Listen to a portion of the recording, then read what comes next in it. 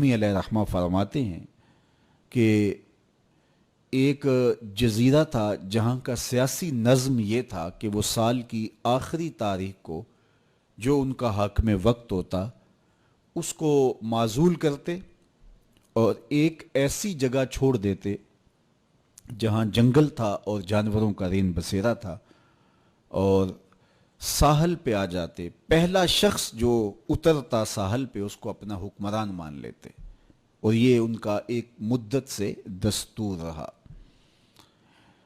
جو بھی تخت نشین ہوتا وہ بھول جاتا کہ سال کے بعد میرے ساتھ یہ کیا کریں گے۔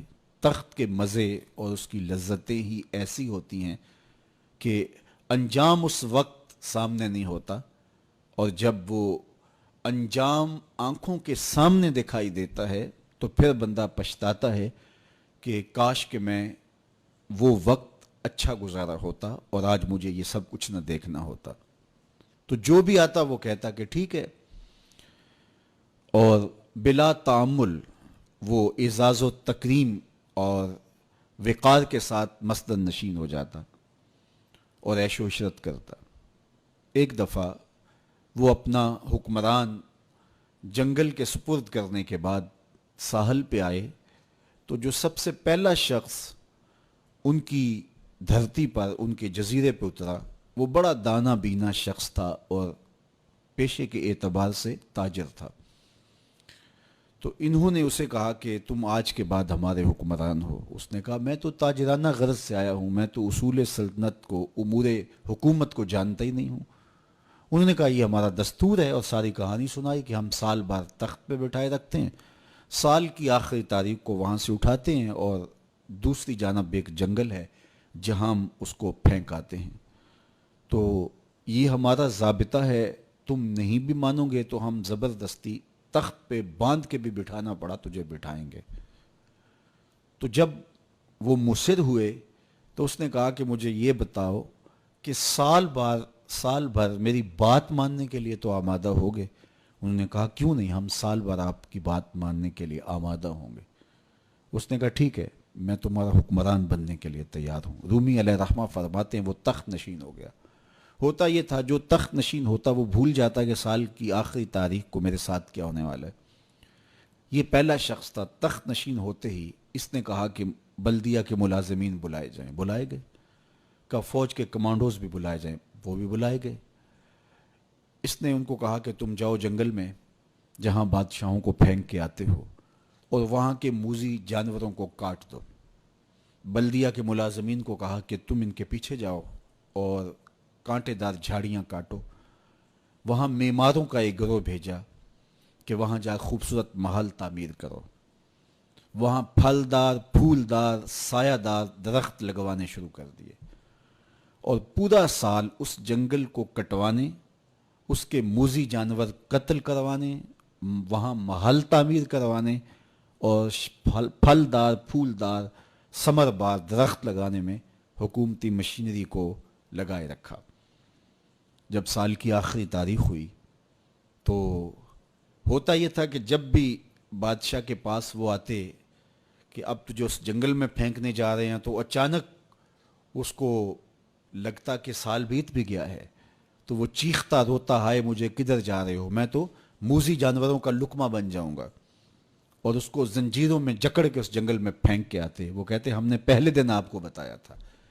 رومی علیہ رحمہ فرماتے جب وہ زنجیریں لے کر آئے تو اس کو کہا کہ ہم تمہیں وہاں پھینکنے جائیں گے۔ تو اس نے کہا کہ زنجیروں کی کیا ضرورت ہے، میں خود چل کے جانے کے لیے تیار ہوں۔ رومی کہتے ہیں کہ یہ یہاں بیٹھ کے تخت پہ اس فکر میں لگا رہا جہاں اس نے جانا تھا، اور اس کو پتا تھا کہ یہاں تو ایک سال بھر کے لیے آیا ہوں، تو میں نے تو پھر بقیہ ساری زندگی اس جنگل میں کاٹ دی ہے، اور وہاں بچھو ہیں، وہاں سانپ ہے، وہاں موذی جانور ہیں، وہاں بھیڑیے ہیں، چیرنے پاڑنے والے درندے ہیں، وہاں کانٹے دار جھاڑیاں ہیں۔ تو وہاں وہ جھاڑیاں کٹواتا رہا اور ایسے جانور مرواتا رہا، اور وہاں کنویں کھدوائے، وہاں پھلدار پھولدار درخت لگوائے، وہاں محل تعمیر کروایا۔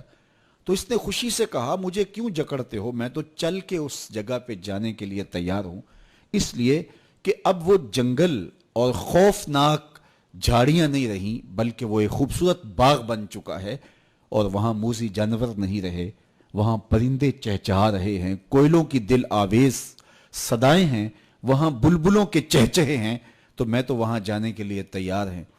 تو انہوں نے کہا کہ ہم بھی ایسے ہی بادشاہ کی تلاش میں تھے کہ جو مستقبل کی بہتری کا ضامن بنے۔ تو کہا کہ جناب آج سے ہم اپنا قانون بدلتے ہیں، آپ تخت پہ ہی رہیے، جس طرح جہاں جانا تھا وہاں کے لیے آپ نے ایک ایسا پورا سال ایک نظم قائم کر دی اور محنت کی اور اس کو گلزار بنا دیا، تو آپ تخت پہ بیٹھیے اور آج کے بعد آپ ہمارے مستقل حکمران ہیں اور اس ملک کو گلزار بنا دیجئے۔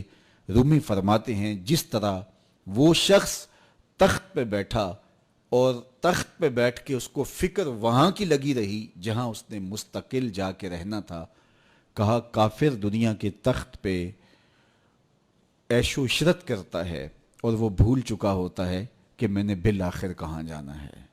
فاسق اور فاجر بھول چکا ہوتا ہے کہ اس نے کہاں جانا ہے، لیکن صالح مومن اس دنیا پر آرام سے نہیں بیٹھتا، اس کا سارا خیال، اس کی ساری توجہ وہاں ہوتی ہے جہاں اس نے جانا ہوتا ہے، اس لیے وہ یہاں بیٹھ کے قبر کے کیڑے مکوڑے ختم کرتا ہے، یہاں بیٹھ کر کے قبر کے سانپ کاٹتا ہے، یہاں بیٹھ کر کے اپنے اعمال کے لشکر بھیج بھیج کے وہاں کے بچھو ختم کرتا ہے، اور جب وہ اس دنیا سے رخصت ہوتا ہے تو القبر روضۃ من ریاض الجنہ، تو قبر جنت کے باغوں میں سے ایک باغ بن چکی ہوتی ہے۔